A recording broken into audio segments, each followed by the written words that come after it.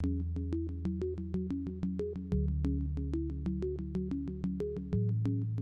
everyone. Appreciate your taking your time out of your day to join us here in our distributed lockdown session on the ThoughtWorks Tech Radar as part of the Leeds Digital Festival. My name is Keith Morris. I'm from ThoughtWorks. I'm going to be moderating today, and I'm joined by James Lewis and Yulia Terzi, who are also from ThoughtWorks, and they're going to introduce themselves in just a moment. But first, let me just tell you a little bit about the company that the three of us work for, ThoughtWorks. So you're probably aware of ThoughtWorks. A lot of people are aware of Martin Fowler, who writes quite a bit and does quite a lot of thought leadership in the technology space. But there's actually quite a few more of us, as we can see in the next slide here. There's over 7,000 of us now globally, and we've got 43 offices across basically every continent other than Antarctica, and we've been doing this for over 25 years. And we're all very technology focused and technology driven, I think, even though we have many kind of people across different roles. And I think one of the interesting things that we do is essentially we're trying to drive better practices and ways of working and the use of technology within organizations. We've been doing this for years, as I said, over 25 years. Obviously, in the areas of agile, we've pioneered either kind of conceiving and defining areas like continuous delivery, microservices, and these kinds of things. Or at the very least, championing and helping to drive practices like test-driven development and infrastructure as code and these kinds of things. So this is something we're very passionate about doing.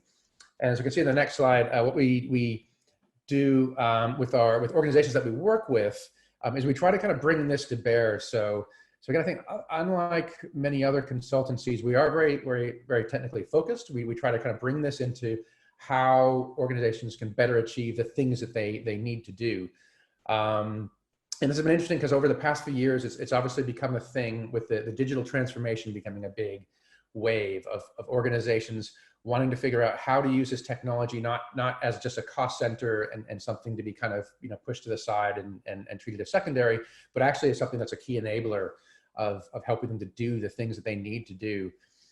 And the stuff that's going on right now that we're all going through has been quite challenging for organizations. And I think what's quite interesting about that, and what's quite interesting sort of for me personally in working with the different kind of companies and other organizations that ThoughtWorks works with, is that this whole kind of trend of technology becoming so important to achieving whatever it is the organization needs to achieve is becoming even more kind of in focus. If you look at some of the public sector organizations that we're working with and some of the kind of retail and so on, they're under a lot of pressure to cope with an increased load of people who are needing information or needing to get access to to resources, to food and all those kinds of things. And we've seen how even organizations which have come some way on that digital journey and are, for instance, hosted in the cloud, have found that that's not been enough. When really put under pressure, it's not enough simply to be running your things in the cloud. That doesn't necessarily automatically help you to scale up and cope with massive loads, both because there are more complexities to implementing the technology to really achieve those kind of things, and also because it's not solely a technical thing. When you think about the logistical challenges, supply chains, and integrating like inventories and the logistics of delivering things out to people and all that, this has to be a part of the whole thing rather than just kind of technology in a corner. So I think this is creating some really interesting times for organizations. And kind of in line with that, the stuff that we do around figuring out how to take technology and apply them to challenges, the Tech Radar is a big part of that, of us sharing our viewpoints as people who bring technologies into companies and help them to get the most out of it, to kind of share our opinions and experiences on the kind of waves and ways of new tools and practices that are constantly kind of washing over us. So that's basically what James and Yulia are gonna be talking about when covering the Tech Radar. First, I'll just give you a little bit of housekeeping stuff. So first of all, everyone is muted other than the panelists. And this is obviously to keep out the background noise, the clattering of keyboards and family members going about their business, and I don't know, people swearing at the panelists, as has happened on some Zoom calls in the country lately. So everyone's going to be muted, but you can submit questions using the Q&A function. And if you've used Zoom in normal calls, this is something you may not be as familiar with. But down on the kind of bottom of your screen, there's one of the buttons there is for Q&A. You can basically enter in your questions there, and I'll kind of marshal those and share those with the panelists. And so what basically the radar is divided into 4 quadrants. We're going to have these kind of 4, James and Yulia are going to touch on each of those, some of the interesting bits in each of those quadrants, and then they'll stop and we'll answer a few questions. And then move on to the next, and time permitting at the end, we can do some more kind of general questions. So you can also contact us via contactuk@thoughtworks.com if you've got kind of other questions for us at ThoughtWorks and so on. I think that'll probably come in a slide towards the end. The session today is 60 minutes. And we are going to be sharing the recording following the live event. So now over to James and Yulia.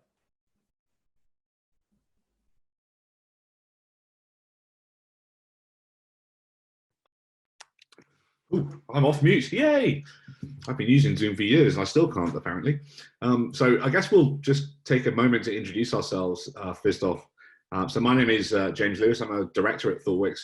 I sort of consider my role these days as a coding architect. So I think Keith in his introduction mentioned that we're all passionate technologists in ThoughtWorks, and I think one of the things that does set us apart is that in all roles we're expected to be hands-on and practical. So the advice you're getting from us is from the basis of people who actually do work. So I still write code, not as much as I used to, I admit, but I still write code, even though most of the time I spend actually sort of offering advice to more senior technologists in the clients we work with. So yeah, that's me. Yep. Hi everyone, and I'm Yulia. So I'm a software developer at ThoughtWorks, and I guess what's interesting, for the past year I've been involved in like the web world, so writing a lot of TypeScript, using React, some serverless stuff as well. So yeah, I'm more in the web space. Guess I'll move on to the next slide. So we thought we'd start off, as we usually do when we do these face-to-face, with a little introduction to the radar itself and how the radar is created and where it came from. So the radar started actually 10 years ago now. The next volume, which is coming out in about 4 or 5 weeks, will be the 10th anniversary volume. And so about 10 years ago, when ThoughtWorks was a lot smaller, I mean, we were probably just under 1,000 or just over 1,000 people. But we were scaling massively around the world, opening offices in Australia, China, in India, in South America. That was a bit later, but North America, all over the place. And there was a group that Rebecca Parsons put together, our CTO, called the Technology Advisory Board, which is a group that exists to offer her advice as on technology strategy, on company strategy, and so on. And that group gets together sort of once every 6 months for a face-to-face meeting. It's about 20 odd people at the time. And what that group was struggling with was, how do we share the really cool, interesting stuff that our projects are doing all around the world in a way that means our other projects can consume it? Is there a mechanism for knowledge sharing, all the cool stuff we're doing? And really from that, the radar metaphor was born. So it's a tool that allows us to sort of track interesting stuff that's happening on our projects, harvested from our projects. And I think that's really an important thing to point out about the technology radar. It is harvested from our people, the people we have all around the world, 7,000 plus now, doing real hands-on work with our clients. So that's the only way that a technology can get on the radar is if one of our people in the company is excited about it, interested in it, and would like to nominate it. So what happens during the process of putting the radar together is the different representatives from the different regions. I'm one of the representatives from the UK. We sort of either travel to project sites, or we run remote sessions. We run sessions in the office where we get people to come in and suggest interesting things that they'd like to see on the next edition of the radar. So when we've got all of those, we then travel, usually, not this time, not the last time rather, but usually we travel and get together face to face for about 4 days of workshops where we spend the time talking through all the ideas, all the blips, we call them, ideas that have been nominated for the next edition. To give you an idea of the scale of what that looks like, we have about, this is like an actual sort of representation of the radar you can see here behind Camilla, one of my colleagues from Brazil. But we have about 300 new items every single time that we get together. So, I think it's one of these things we sort of accept that technology, the world of technology and innovation is moving really, really fast. But, if you think that every 6 months we have to talk, there are 300 plus items identified that people are interested in and want to talk about. That gives you some idea of the pace of change, the pace at which technology is moving. So we get together for about 4 days. We talk through every single item in those 300 plus, in that list of 300 plus items, every single one. We often argue, we often shout, but actually we've got this pretty efficient mechanism for moderating the meeting. Rebecca is an amazing facilitator. And as you can see in this slide, people are holding up different colored cards. And so Martin Fowler isn't in fact being super rude there. He's holding up a yellow Post-it. It's just a bit washed out on the screen. Other people are holding up red cards. So we discuss every single one of these items. We narrow it down to about 100 items. And then after that, we go off and then we write them up. So I think I mentioned the only way to get on the radar, you can't pay to get on the radar. The only way to get on the radar is our teams interested are interested in the technology or tool or framework or whatever it is. I should also mention that this is an opinionated list. This is not a survey of all the available service meshes out there. So if a service mesh appears, it's because our teams are using it and like it, say, or dislike it if it's on hold. But what we don't do is take every single service mesh and assess them and work out what the best one is. So it's opinionated in that sense. It's also curated in the sense that the Technology Advisory Board and the Doppler Group, which you can see on the screen, we've got a fair amount of experience in the industry now. And so our opinions about what is interesting and what isn't also form part of what features on the radar or not. I think that's pretty much all I wanted to talk through in terms of how the radar is put together.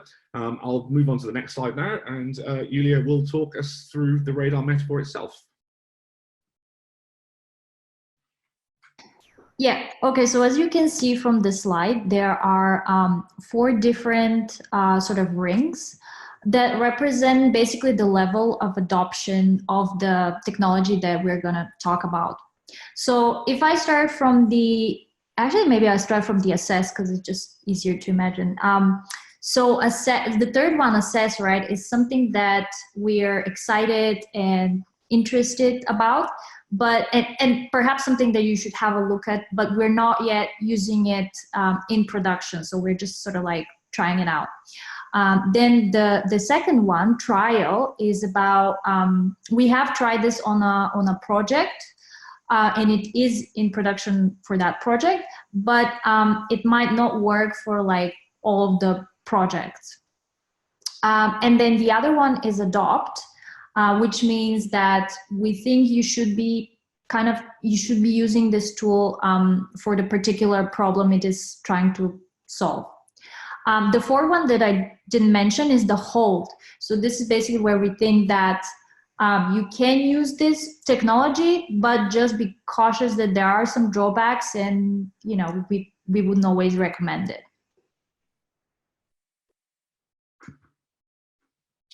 Thank you. So the way we're going to go through this, the way we're going to approach this webinar today is, first of all, we'll talk through the themes that we pull out from each radar session, each radar workshop. Then we'll talk through each individual quadrant. Keith said it was going to only be 60 minutes. Actually, that's not true, because we're going to talk about every single item.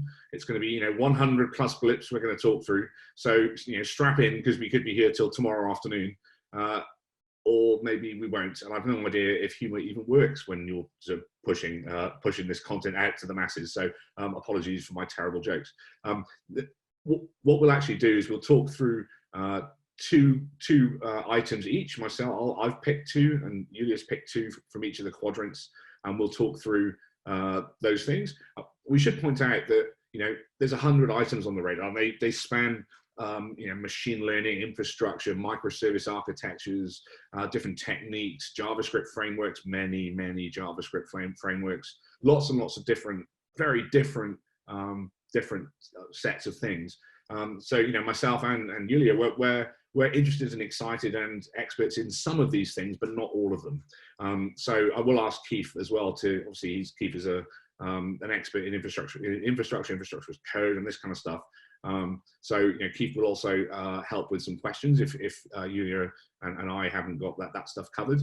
But please bear with us. If it's some random JavaScript framework for machine learning, it's not going to be my area of expertise, and I might have to look something up. So without further ado, we'll go into the themes for this edition. And I'm going to start with the first theme, which is cloud is more less. Now this is interesting. So this came from the fact that many of our teams were starting to report problems with different cloud providers, and specifically with the number of new products and features that they were releasing. So as an example, Amazon AWS, they specifically are designed the organization to be able to push new products out independently from one another really super fast. In fact, there's a quote from an unnamed Amazon source that said, the only limit to the number of products we can create on the platform and push to our customers, the only limit is the number of teams we can create, because we're so independent from one another. But of course, what that means is that what that can mean, because they're so independent, they don't talk to one another, is actually the user experience of using these different products aren't particularly great. So, if you've ever used any of the AWS APIs, you'll kind of understand this, because they're very different across different products. The actual user experience is not that great, even though obviously the product suite is incredibly powerful. We also found this with some of the offerings from the other cloud providers, where there's such a rush to go to market, there's such a rush to get market share, that stuff is being released sometimes with super sharp edges. So what we're saying with cloud is more less is that perhaps what we should do is not just jump into all these new features immediately. Instead, what we should do is consider and spike out, prototype and test the new products that we might want to be thinking about using, but not just go all in immediately. And the is more less, of course, is a hat tip to the old is better worse, the famous is better worse paper about architecture and software design. So yeah, that's the first theme. Cloud is more less. Be careful when you're and evaluate all these new features and products that are being pushed out very rapidly by the cloud providers. Yeah, so I want to talk about protecting the software supply chain. So we have seen a move towards automating everything, right, to support the software delivery. So we've said continuous integration with automated testing, continuous delivery, infrastructure as code, stuff like that. So now we see the need for governance as code. So by this we mean that the trend to avoid this lengthy manual inspections of code, to maybe comply with security policies and manage dependencies, and instead build an automated mechanism to handle these things, and even put it as part of the pipeline. So for example, we might be checking things like have the penetration tests have been run, or have we addressed certain security updates, and this is important to be checked, and it can be automated, especially in industries such as the health industry, for example, the government, the financial domain as well. So we have seen a move for automating these checks there. Thank you. So I guess I'll move on to the next one, which is interpreting the black box of ML. So during the discussions over the week of the week where we put together this radar, there were quite a few things that came up around the difficulty of using machine learning models in certain circumstances. And in fact, we have a number of blips on the radar this time around, including explainability of models, ethical bias testing of models, the what if tool, which is used to test parameters for models, around deep learning and deep neural nets. Essentially, what we're trying to say here is we need to be careful when we're looking at machine learning in our organizations, that we take into account the fact that there are in some cases it's very, very difficult, or in fact impossible, to be able to explain how results are achieved by deep neural nets. So in certain industries, that might be deeply, deeply problematic, right? So if you think about, as an example, straw person, if you think about the criminal justice system, now, when a judge sentences someone in our criminal justice system, they are able to explain the reasoning behind the decision that they've come to. However, if you use certain types of, for example, deep neural nets or other models where explainability is difficult, it's impossible to actually work out the reasoning behind the conclusion that's been drawn. Now, as I say, in certain industries, that's deeply problematic. So I guess what we're trying to say with this theme is that when we're looking at using machine learning, and of course it is a massive buzzword at the moment. By the way, AI doesn't exist, incidentally, but machine learning obviously is a huge buzzword, and everyone's running around talking about it. My bosses are running around talking about it. I'm sure everyone else's are too. What we need to think about is, don't just jump into using the latest and greatest, neural nets are awesome, etc. Right? What we need to think about is, are there other models that we can use that will be as powerful, but will also be explainable, but by humans. So things like random forests and so on. So yeah, that's interpreting the black box of ML. Be careful, and if explainability is a big thing in your industry, then you really want to think very, very deeply about this. Yeah, so software development as a team sport is what I'm going to talk about. So new technology and tools come up all the time, right? With the need to work on such highly specialized tools that come up, or maybe even environments, somehow it makes people believe that there should be some kind of a separation in terms of who works on what, and essentially establish some sort of like information silos. We don't believe in that. We believe in cross-functional teams with solid automation. So knowledge share is everything, right? Knowledge sharing between the team, collaboration. We believe that software development is a team sport, and we have seen that by collaborating together, we're much more likely to deliver quality software much faster. So what we've seen with clients is that rockstar developers are always somehow cherished, but that is not a good practice, and we don't recommend that because it introduces like another point of failure, which is just not safe. Just one person knowing everything, that's not a good practice. Okay, so I guess that's the themes over and done with. We'll move on. We'll take some questions, I guess, towards the end or after the first quadrant about the themes. But we'll move on to the first quadrant now. So I'm going to start off by talking about a technique that's not really well known over here at the moment, like as in the Western world, but is certainly very, very popular amongst our clients in China. So this is number 17 in trial, Zhongtai, and I hope I'm pronouncing that correctly. I believe it means middle platform, and it started with Alibaba's journey to rebuilding their internal platforms, essentially. It's become really, really popular. There are books written about Zhongtai. There are many, many organizations that have adopted the same set of principles as Alibaba has. And essentially what they do, it's described as sort of exposing business models as a service. So it's almost, I see it as a logical extension from where we started with, you have sort of infrastructure as a service, the sort of bare metal exposed as via API, EC2 instances and so on. And then you start to have like platforms as a service built on top of those. We expose sort of higher abstractions as a service, and then software as a service, where you can get entire kind of monitoring as a service, all this kind of stuff. Well, the next logical step above that is actually business capabilities as a service, or business models as a service. So an example of this, my colleagues were talking about in China, is if I'm starting now, if I'm a mom and pop store and I want to start up a delivery business, I want to start delivering stuff and selling stuff and delivering stuff, then why on earth would I go to the bother of building any form of supply chain software or purchasing any form of supply chain software when via an API, Alibaba's supply chain is there for me to use? And this is becoming really common now. It's almost like you're exposing your secret sauce, your IP as a service.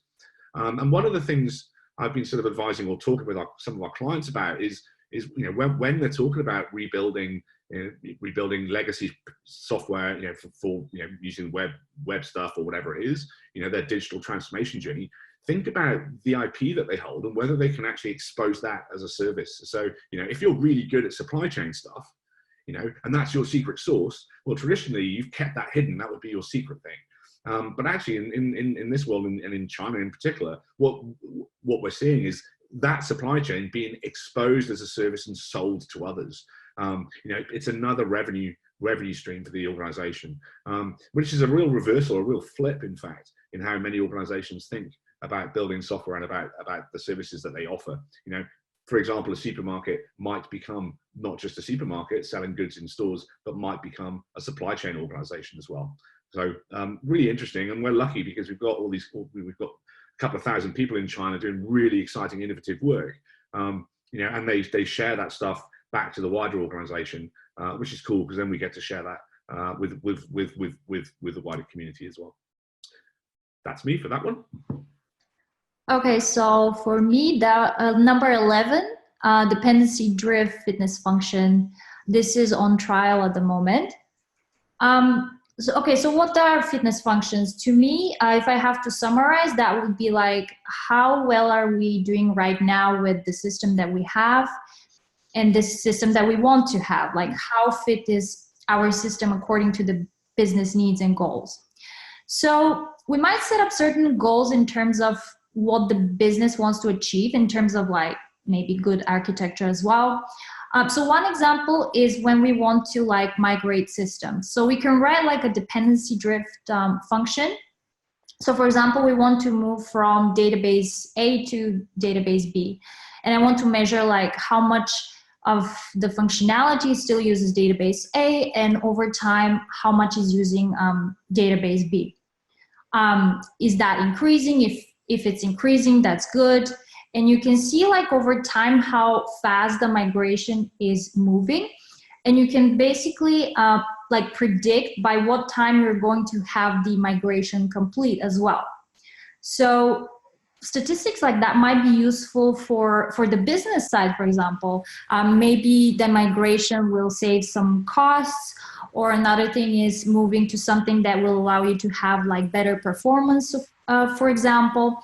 So reporting your progress to the business world is useful for them to manage expectations. We don't do that for like every project because there's not always like an obvious need to do that, but for some project where it's important to set up goals and to have this visibility, it's a good idea to set this up and just keep people informed. Cool, thanks. I'll move on next. I'm going to call out something on hold. So I think obviously in the introduction you heard about what the hold ring means. We tend to use it to highlight, and certainly with techniques, to highlight things that we see coming up again and again and again that we think is damaging to organizations. And in this case, I'm going to call out number 28, legacy migration feature parity. So, every single industry, it seems, over the last 5 years or, in the next 5 years, are approaching or have approached past or are approaching a sort of legacy apocalypse. And I think, pretty much every single industry that I've been working in, so insurance, banking, retail, automotive, they're all hitting this point where systems that were purchased or built some maybe 10 years ago, in some cases 30 years ago, in some cases 40 years ago, are now either rapidly approaching end of life or have like sailed straight past end of life and into being a massive constraint on the business.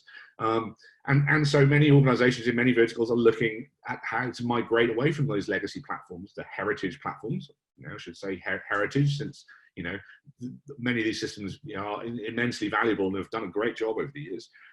But, organizations are trying to move away from these platforms towards newer technologies.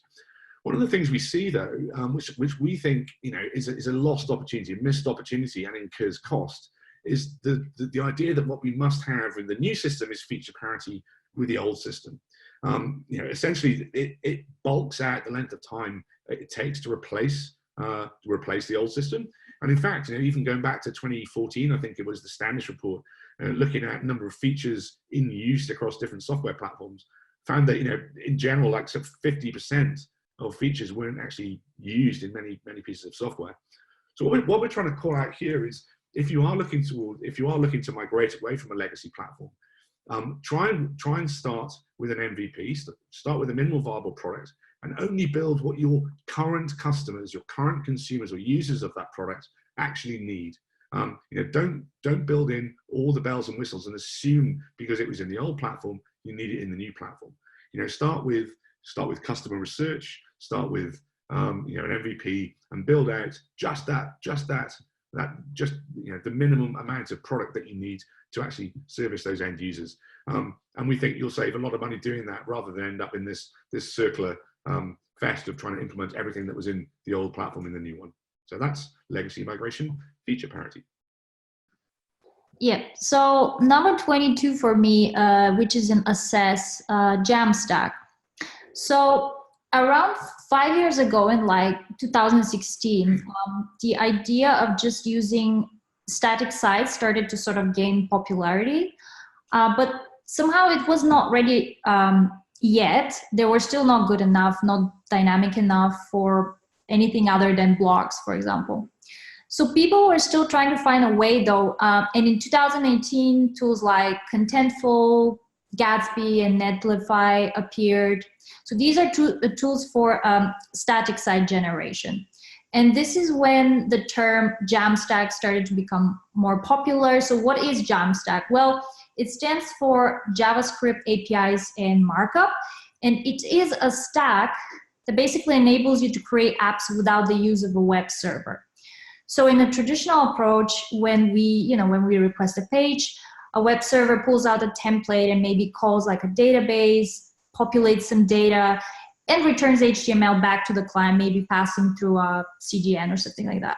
But in Jamstack, the user requests a page which is already on a CDN, so they immediately get the page. So how this is possible is via tools that generate a static site. So static files are generated usually at build time using those tools. If there is any content that is coming from somewhere, that it is being prefetched and basically baked into those files, and then everything is put on a CDN. But you might be wondering, like, what if the data is changing, right? So do we still need a server? Well, actually, we can use things like third-party APIs directly being called from the client. We can use serverless functions, or even we can use something like database as a service. And I think the advantage of using static sites in the Jamstack is low cost, right? We don't need to host web servers. We don't need to maintain them. And it's also more secure because, again, we don't have another point of failure like the web server, which can be hacked. So also, things start to live more on the front end because browser engines have become much more powerful and capable. So also just the rich experience, because everything lives on the CDN, right? So things are so fast, like we can immediately see what we want to get. So I'm excited to see if we can fully eliminate web servers, maybe. But we're starting to see how clients are moving more and more to write serverless functions and just write everything on the client side. So it's, yeah. very exciting. It's the new client server with database triggers. Awesome. Sorry, cynic. Okay, thank you very much. I'm going to move on to the next quadrant, unless there's questions. I don't think there's any specific questions on this section, and we've got, this is a time shout out. We've got about 23 minutes left for the next one. Okay, I'll move on. Quick, sharp. Okay, the first tool I'll talk about is number 63 in Assess, which is Atlas. So Atlas is interesting because it solves the problem that you almost don't know. Well, you know you've got the problem, but you don't really know that there was a solution to it. So this is the idea of how do you visualize the town plan? If you're in a large organization, you've got lots of software lying around, lots of services maybe, lots of microservices. How do you actually visualize and understand what those are, what they do, where they sit, how they relate to one another? So Atlas is like they call it a software mapping tool. But essentially, it's a repository that your systems can poke metadata into about themselves. So, you know, what they are, what responsibilities they have, actually pretty much unlimited anything else, you know, how they're performing, if you like, you know, what they integrate with, all these different things. And then it creates a map based on that metadata. So you can sort of say, oh, okay, well, this is the, you know, in my supply chain capabilities, in the set of supply chain capabilities, I have these bits of software and they're implementing these parts of these capabilities. So it's kind of an interesting way of visualizing your software estate, essentially. It's not automated, you know, you have to poke information into it. But these days, when we're building microservices, we have a lot of this stuff available already. We tend to say we need health check URIs, we need, you know, metric URIs, and these sort of things can be queried. And then, you know, you can poke that metadata into a tool like Atlas and come up with a nice visualization. And yes, and probably I should stop talking so fast. Let's move on. Yeah, so for me, that would be 55 Dependabot, which is in trial. Yeah, so Dependabot got acquired by GitHub, and it is a tool that basically automatically sends your PRs to your project whenever the dependency change. So for example, if there's a security update requiring like a bump, you're going to see a PR open, and you can see why it is open, what is the security vulnerability, etc. It also works on like dependencies of dependencies, things that we don't usually see. Everything basically that is in the log file, it is being tracked and updated whenever a new version comes out. At one point, you're going to see like a lot of PRs being open, so it might look a little bit busy. But the plus side of that is that you're going to update your dependency essentially one by one. So you're going to see all your tests executed against each upgrade. As opposed to like if you decide to update your dependency at once, which is what we usually do, we tend to get lazy and then update them late. Tests might fail and it might be difficult to figure out like what's gone wrong. I remember from experience, like I was working in the Java world, and I've experienced like where a lot of the libraries had a lot of new updates and they weren't always like backwards compatible. So it was kind of like a nightmare to deal with the changes, especially if you're just bundling them all together once things were breaking. So you should be upgrading as much often as possible. And again, if you have if you're worried that there will be too many PRs open from Dependabot, you can always like customize it to run it only maybe daily or monthly. Probably daily, but yeah, you can tell it to merge automatically or wait for you. You can kind of customize, say, okay, only perform like security updates. And I feel like for some projects, it's good when you have your code in production, stuff like that. And when it lives in GitHub, it's really easy to set up. But like if you have code that is basically just there and you don't really use it that much, I guess with pinned dependencies, you don't have to like go through this. Cool, thank you. So the one I'm going to talk about next is Pumbaa. So where's Pumbaa? Number 74 in Assess. So Pumbaa is a chaos testing tool for containerized applications. Basically, it's for doing chaos testing. I'm not sure or chaos engineering. So I'm not sure if everyone's come across the idea of chaos engineering. So this is the idea that when we've got distributed systems, key part of it is building these systems to be reliable and available. And one way of testing whether our systems are reliable is to randomly hurt them, essentially, randomly turn things off, so kill containers, or fiddle with the networks to introduce latencies, or block ingress or egress, these kinds of things. And so Pomba is a tool to help do that. It's pretty fully, it's fully featured. It will do all the things I just said and a bunch more. So there are other tools available. There's the Chaos toolkit out there as well, which is from I think Russ Miles and a few others. But it's a really interesting tool. And if you're not doing chaos testing, chaos engineering, we always advise not starting in production, but starting maybe in a QA environment to see if it works. But certainly I think organizations should be looking at chaos engineering, especially now. We're seeing interesting effects of systems that have been stressed way beyond the usual limits that they operate under. There's a great example which was in the news last week about Sharp, the electronics company, when they put an online sale of face masks up on their website. The demand was so high it actually turned off all the IoT devices that they'd sold in Japan. This is in people's homes. Because essentially the website and all the IoT devices were using the same authentication server, and it was overwhelmed by the demand on the website, and so none of the IoT devices could work. Chaos engineering would potentially have found that kind of single point of failure, and tools like Pomba are super interesting to help us explore what happens when our systems go down. Jim, just a quick question on Upless.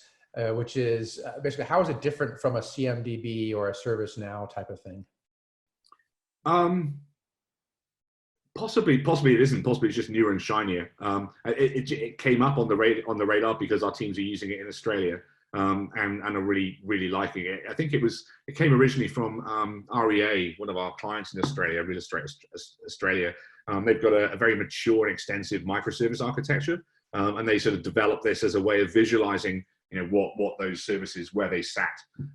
So yeah. Okay. Okay, so I want to talk about React style guidance, number 53 in Adopt. So in the previous reader, we talked about the importance of having UI dev environments to enable us to collaborate between, devs, UX people, business people. So React style guidance is another tool that allows you to do that. It is a development environment that allows you to document the usage of your React components, basically. So what it does is, once you specify a place where you wrote your components, for each one you write an MD file where you describe the component and what it does, specify it over there with all of its props. So when you spin up the style guidance, basically, then it detects this file and automatically generates a web page where the component is rendered with all the documentation, the code, and you can tweak the props because it allows it does a hot reloading, so you can see the results straight away, in real time.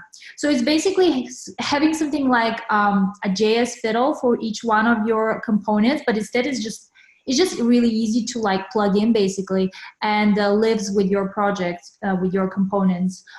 So you can use it as a documentation. And I think the benefits that we've seen is that it enforces reusability. So you don't need to create a component that someone has already created. Obviously, you can just use a common one, and it's just easy to do so using the style guidance. You just grab the code and import it with the props that you want.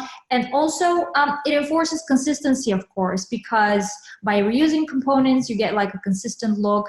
And this is very important in the micro frontend environment. And yeah, as teams are working on different parts of the UI, so it's a useful tool. Cool, thank you. I think to respect everyone's time, and because I've been wittering on for far too long, I think what we're going to do is just go to one blip for each of the next 2 quadrants. So I'll move on to the next quadrant now. And I'm going to pick out something that's, I think, pretty interesting, which is number 41 in Assess, Foundation DB. So this was a project that was started some time ago and acquired by Apple, and it forms the basis of a lot of Apple's server-side infrastructure. But then they open sourced it. And what's interesting about Foundation DB is it's a really, really low-level, multi-model, basically distributed key value store. So what you can do is you can build your own models on top of it, whether that's table-based models or whether it's a hierarchical document or document stores. You build that as a layer on top of FoundationDB, and you use FoundationDB as the basis for basically an ACID database layer. Try and explain that. So one of the things we've sort of come to accept with NoSQL stores in general is that they don't have ACID properties. They don't tend to have transactions. They tend to favor availability over consistency. Whereas FoundationDB, the way it's architected, they actually have ACID transactions. They've actually gone for strict serializability, which means you're guaranteed essentially to read your writes and read your writes in order against other transactions.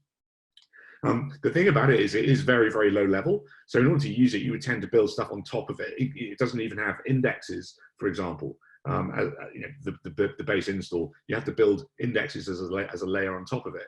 But if you are looking to build, distributed systems, not everyone is implementing, a website. Some people are actually looking to build low-level distributed systems. FoundationDB is a really interesting technology to take a look at if you're doing that. Yeah, so I want to talk about number 30, the Apollo Auto, which is in trial. So self-driving cars, right? They have been around for a while now. A lot of companies, especially in the West, have been like secretly holding on to intelligence, and they were trying to launch their own vehicles, like companies like Tesla and Uber suing other companies for patents, and it's been quite competitive out there. But meanwhile, it appeared to companies to the other part of the world that they're somehow behind. So speaking of the East, this is one of the reasons for this tech giant called Baidu over in China to launch what they call the Android for automated vehicles. So they want to use basically the same model that Android used to become this dominant operating system for smartphones. They also had the intention to help China to get up to speed with the automated driving, since China produces so many vehicles already globally, right? So they started this Apollo Auto in April 2017, and basically what it is, it's an open source that enables open source software that enables you to get a head start on having a complete system for automated driving. So they have grown quite a bit coming into 2020. They have released their fifth version, and a lot of companies are actually contributing to the code base already, like NVIDIA and Intel. And there was actually an interesting article that I read recently. So a company in California called Yulia, not sure how you pronounce it, they started operating cars on the road in California and Oklahoma, and they're actually running the Apollo Auto software to deliver, and they're delivering groceries to people and stuff like that. So in March, right, when the whole pandemic started, they have actually pitched to the government that their driverless deliveries can be very, very helpful when we want to obviously reduce human contact. So I'm interested to see what happens next when we have actually realized that we need driverless cars more than ever, maybe. So in ThoughtWorks right now, it is in a trial because we have used it in a project last year. It has, using this software, it has passed a license exam for one of our clients. And what we liked about it is that the community is good, and the features are coming in gradually while the different versions are also being maintained. Yeah, it's super interesting. I find the whole driverless car, because it seems to be, every now and again, there's this big surge of interest in the media about it, and then it sort of disappears again. With it'll be 5 years away. But I know of at least 2 or 3, I think now, projects that we have, that ThoughtWorks is working on in China on autonomous vehicles. So it's definitely coming, I think, which is fascinating. I wonder if there's a Raspberry Pi equivalent for cars where we can have a play with it. Yeah, right. That'd be really cool. Okay, so we'll move on now to the last quadrant, which is languages and frameworks. And I picked Assess 89 GraphQL here, maybe because it's slightly controversial. So I think we last had GraphQL on the radar back in 2016, if my memory is correct, where we were talking about, it's a really exciting, interesting new way of allowing clients to control how they query for data on servers. So we've re-blipped it. We've re-put it on the radar now in Assess again, because we do have GraphQL in production in quite a few places, many places in fact, and we actually really like it for using it for certain techniques. We had, for example, GraphQL for server-side resource aggregation on the radar. So this is where you use GraphQL. You don't expose a GraphQL endpoint externally, but you actually use GraphQL to query many data sources and then stitch together RESTful resources which are actually presented to as an API.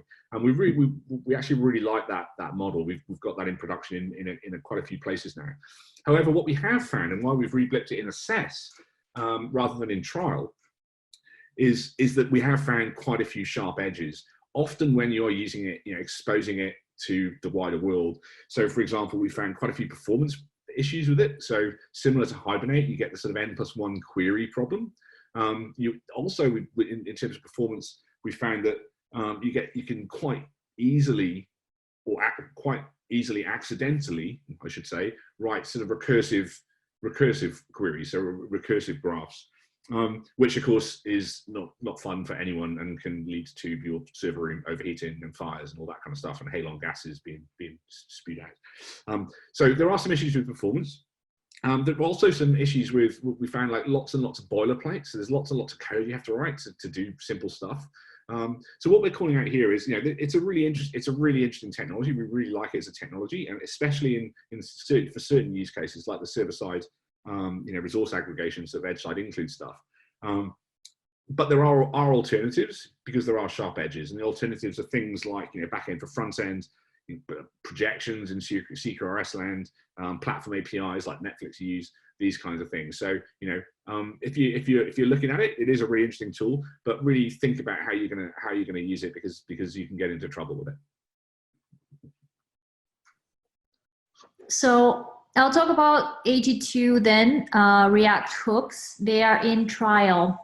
So React hooks were released back in 2019 in February with React 16.8 version.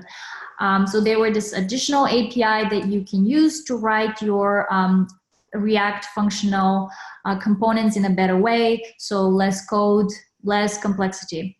And since then it has gained popularity from being this experimental API feature to being widely used today. It's crazy. So for example, we use libraries like Apollo or Material UI. They have adopted it.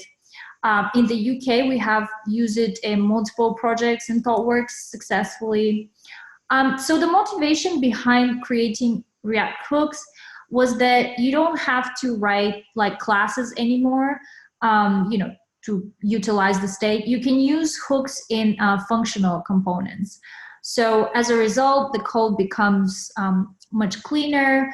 When instead of using higher order components or the render props workarounds to, that wraparound components and that essentially allow you to reuse functionality. Instead, you can use something like the useState hook, for example, to define a local state, which you can reuse. So you don't have to deal with this extra complexity of just wrapping things around, basically. And the code ends up being much easier to follow. Another example is the use of the useEffect hook that can help us separate functionality in a component instead of bundling everything together into the same lifecycle method. The intention of that hook is that it helps you prevent possible bugs as well, because people started to forget to clean up after a state change. So interestingly, one thing that people are experiencing with these hooks is that the testing part with Enzyme. So that has proven to be tricky, because just because Enzyme shallowly renders and there are some issues to get it to update and, check for some mocked state.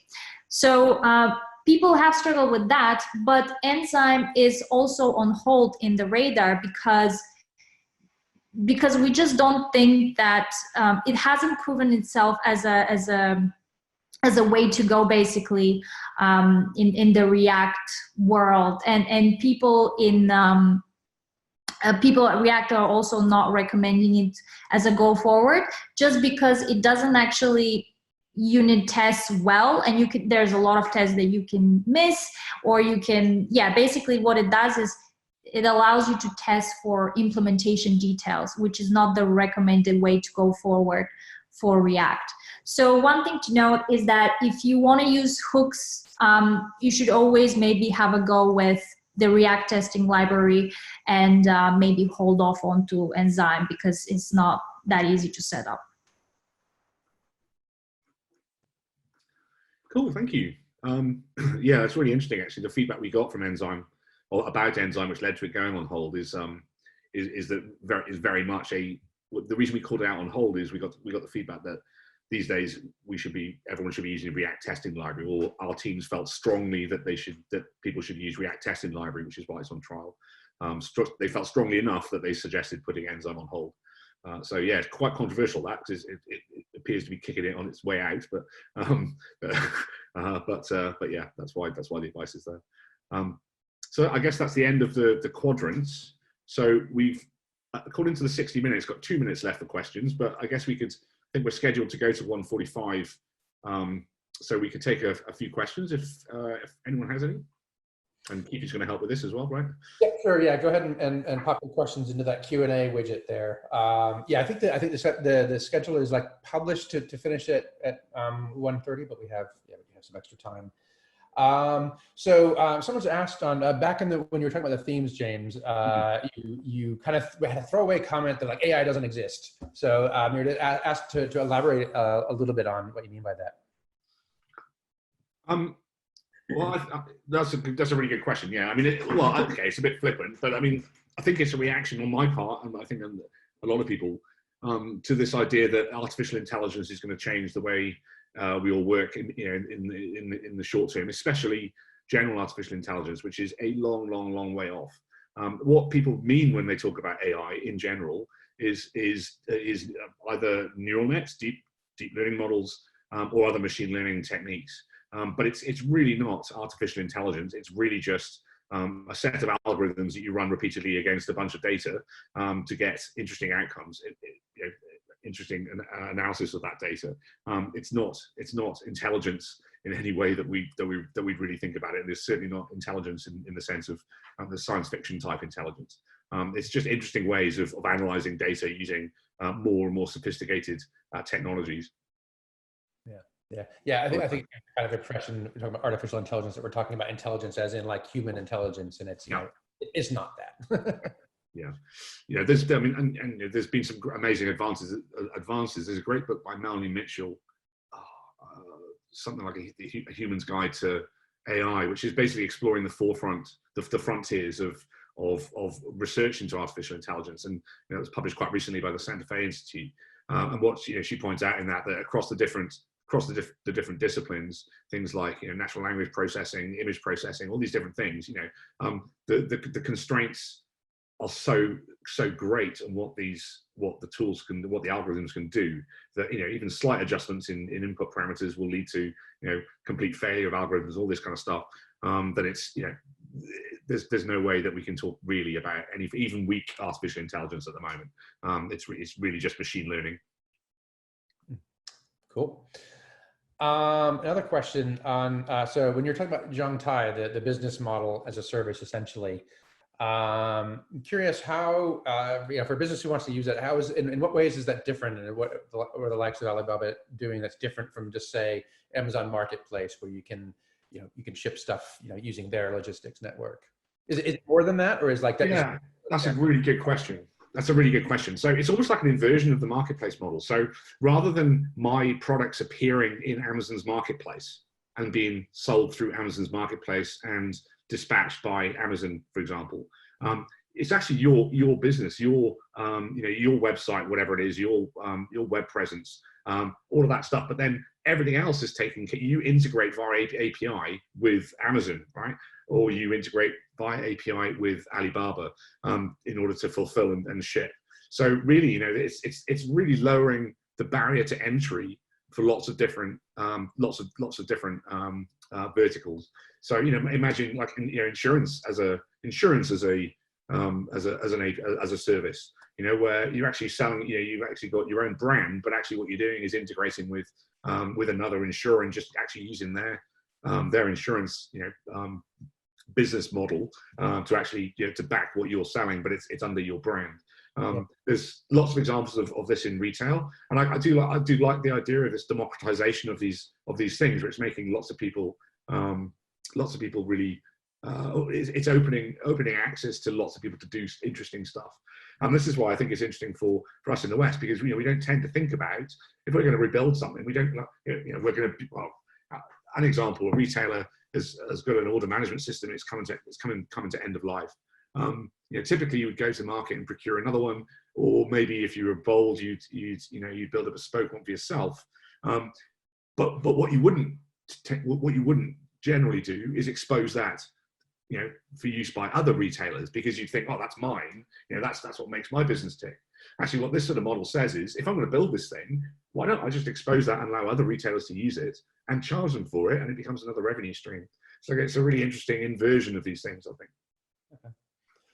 So the next question, going down to more to the techie lower level stuff. So do you have any thoughts on the programming language Rust? I'm not sure if that's been in the current radar that we're looking at. But yeah, does either of you have any experiences with it and opinions on it? I can pick this up. So I should mention, if you go to the Radar website, so obviously at the moment there's 100 things on the radar. That changes every time. There's more or less a new 100 things on the radar. So just because something isn't on the radar, it doesn't mean it hasn't been on the radar. So you can go to the Radar website and search for it. And in fact, I just did that for Rust, because I remembered it was on the radar. And it's from April 2019, Rust is in trial. So we have actually got quite a lot of experience using it around the world now. I don't know if people know what Rust is, but it's a sort of replacement for C or C++, or even a challenger to Go. And one of the interesting things is Go and Rust are both and Swift to an extent from Apple are responses to the fact that still the vast majority of bugs that are found in system level code bases. So if you think about like Microsoft's Office suite and that kind of stuff, still most of the bugs are memory management problems. So things like buffer overflows, allocations or deallocations when they shouldn't be, all that kind of stuff. So what Rust does is it provides at compile time really, really strong guarantees around memory management, around basically eliminating an entire class of problems. The problem with Rust is that it's quite spiky. I haven't myself written much Rust. I've played around with it, but I know from my colleagues who have done that it's a very different programming paradigm than most people are used to. It can be very hard to get your head around. But I also know that it's been adopted in lots of interesting places. So I know the automotive industry are super interested in it as a replacement for the C++ that they generally write, that is generally running inside all our cars. But the problem at the moment with Rust in that environment is it's not ISO certified. I can't remember what the certification is, but the compiler isn't certified yet. It's on its way to being certified. And when it is, I think we'll see a big explosion in regulated industries using it, because it is a super interesting programming language. But as I say, the feedback I get from my colleagues, especially my colleague Eric Dönenberg, who's our head of tech in Germany, who's used this and written about it extensively. In fact, you can probably find a presentation he's done on using Rust as a video. The feedback is it's super spiky but very interesting. Cool, thanks for that. Someone's asked about Snowflake, and I guess this is the AWS service Snowflake. Don't know if, again, whether either of you have any experience with that. I don't personally have experience with it, although I do a fair bit with kind of cloud services and so on. And I know they've kind of released a new, some updates to it recently that make it quite some interesting things. Yeah, So yeah, I've not had personal experience with it. I think for me, what's interesting is there's a bit of a trend that we're seeing now away from homegrown, the sort of homegrown data lake or data platforms that we saw emerging a bit longer years ago, based around the Hadoop ecosystem. So many organizations invested very heavily in Hadoop and that ecosystem to build data warehouse, not really data warehouses, but data lakes and that kind of thing, and to do data engineering, create data pipelines and things. But what we're seeing, I think, actually globally now is a movement away from that towards using hosted solutions like Snowflake. There are other solutions are available, as the BBC would force you to say. So I think that's interesting. Of course, that comes with some caveats. Now, different jurisdictions have different constraints around data protection. So I know our colleagues in Germany, they'd be very, very careful about putting any form of data into clouds that aren't hosted inside the country. And I think actually Microsoft is the only one at the moment that offers guarantees about data protection, and have publicly gone on record. So yes, it's really interesting. I think that the trend towards using hosted data platforms like Snowflake is fascinating, but there are these concerns around where that data is, who can see that data, is it available for the US government, say, to subpoena in some cases, and so on. So interesting, but yeah, maybe with those caveats attached. Yeah, I think there's also the caveat around the getting the data out again, and that all the cloud providers are going to make it cheap to upload data into these kind of platforms, and then like downloading them again if you decide to move to something else can be pricey. Yeah, they'll send you a truck to load your hard drives in, right? But they're not going to send that truck back with the hard drives. Another question I have is around that. Well, with the current pandemic and everything going on, how has that affected how you mentioned that, like, twice a year you all get together and work on the next edition of the Radar. So how's it affected that process, and also has it affected any of the kind of themes in the next Radar maybe that we're going to see? I can answer a part of that. Okay. You'll have to tune into the Radar the preview webinar, global webinar, which I think is May the 12th or 13th. It'll be an event on our website, so you can have a look at that. So I don't really want to, provide too much information about that, spoilers, because it's the big 10-year one. But I can definitely talk about what changed. Excuse me. And I mean, it was actually we had a very effective meeting. We had 22 people on 7 hours of Zoom calls, for 4 days, which was pretty long and intense. They're always intense, these meetings, because generally what we do is we'll fly to somewhere fairly neutral. So the last one was in San Francisco. This one was in San Francisco rather, and we were due to be in Singapore for the one that's just about to come out. But around the Radar itself, there's lots of other things that we do. So I'm very lucky to be on the group that creates it, because I get to share this information. I get to listen to stories from my colleagues in China and from Australia and South America, and listen to all the interesting stuff they're doing. And in fact, it sort of acts as almost an incubator for ideas in some senses. We can share better practice around the world, as well as putting the Radar together. And what we found this time is, whilst we were able to come up with a process that that worked for putting this together remotely, it was very transactional, and we didn't get any of the other benefits around being together. So there was none of the knowledge sharing. It was very much there's none of the chats over coffee. There's none of the sort of more deeper discussions and things, because really, if you've been in front of a screen for 2 hours, if you've got a 20-minute break, what you want to do is not be in front of a screen for that 20 minutes. So it was successful. I think we all agreed it's not ideal, and we'll do it again next time if we can, if we have to. But I think if we can get together, I think that's the optimum, and I think that'll be the same for conferences too. I think many conferences are exploring the virtual conferences and this kind of thing, remote only. But for me, a lot of the things you get from conferences is around the corridor conversations. It's the stuff around the conference, not necessarily just the tracks itself. And you do tend to lose that. So yeah, I can't imagine us continuing to do it remotely if we have the option of doing it face to face. Yeah, that makes sense. Yeah, and I think that's as you say, I think it's going to be true for a lot of things where I think we may do a lot more. Like after this is you know, after we've moved on, we may do a lot more things online and use these kind of tools and ways of working more than we have in the past. But you know, I personally don't believe we're going to be totally going away from seeing each other face to face and having those kind of in-person conferences and meetups. There's a lot you get out of it. Okay, so maybe take it to the next slide there for the wrap up. I'd like to thank James and Yulia for sharing the thoughts and ideas from the radar, and also thanks to everyone who joined us. Have any additional questions? There's contact information on the slides there. So feel free to reach out.